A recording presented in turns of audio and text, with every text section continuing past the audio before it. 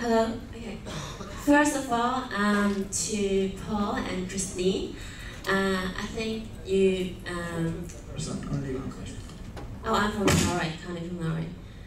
First of all, I thought it was a very powerful authority strategy to start the debate with kind of putting globalization and kind of like making us like equal in love with globalization, which is not true at all.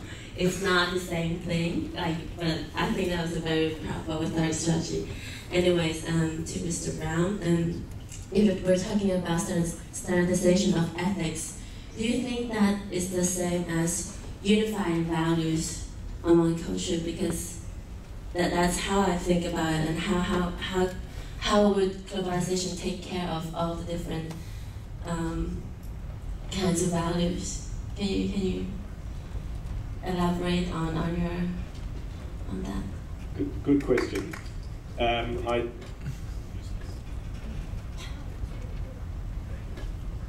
I think globalization has the ability to give value or take value, and I think sound ethical behaviour and sound choices in the way we do business will present opportunities to those who choose to follow, and will restrict opportunities for those who do not choose to follow. And if we're using Japan as an example, Japan is suffering as a result of making poor decisions as a global economic citizen, as putting tariffs up on other people's goods and battling like buggery for the lowest tariffs for their own. Mortality will exceed birth in Japan by 2011, and people suffer as other countries will suffer as a result of making poor decisions as an economic global player. And that's how I think values of right and wrong will emerge through globalization.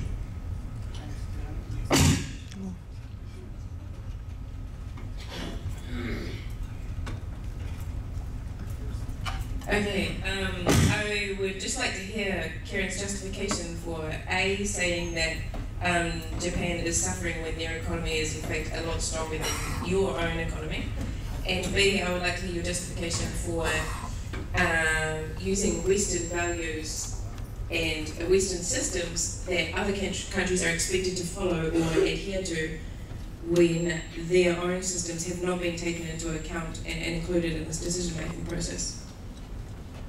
Very briefly, I'm more than aware, given I have an economics degree, of the fact that the Japanese economy is much larger than my own.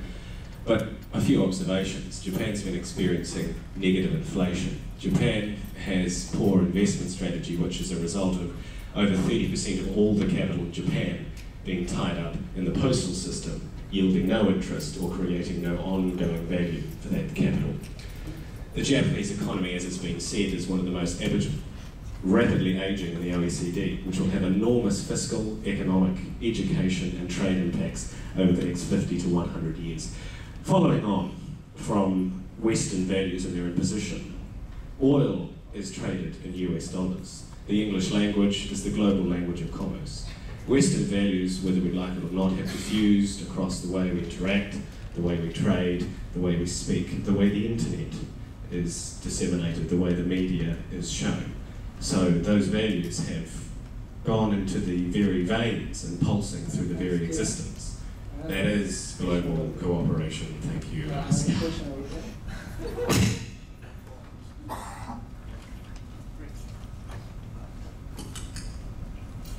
Thank you. My question is for Juan. You had a very passionate speech about globalization, and I'm very curious about how your idealistic world, how your world is looking, without any trace of globalization, without any contact at all.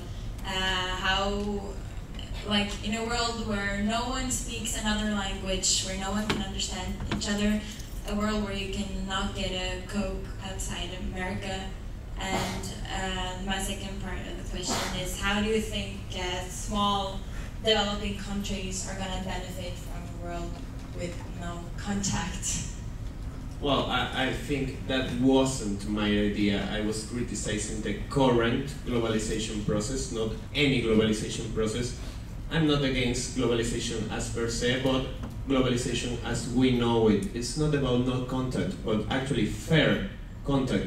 When I can get a Coke in my country and they can get chicha in America, in the same can, okay? It's like fair cultural exchange, not an imposition, not one way exchange.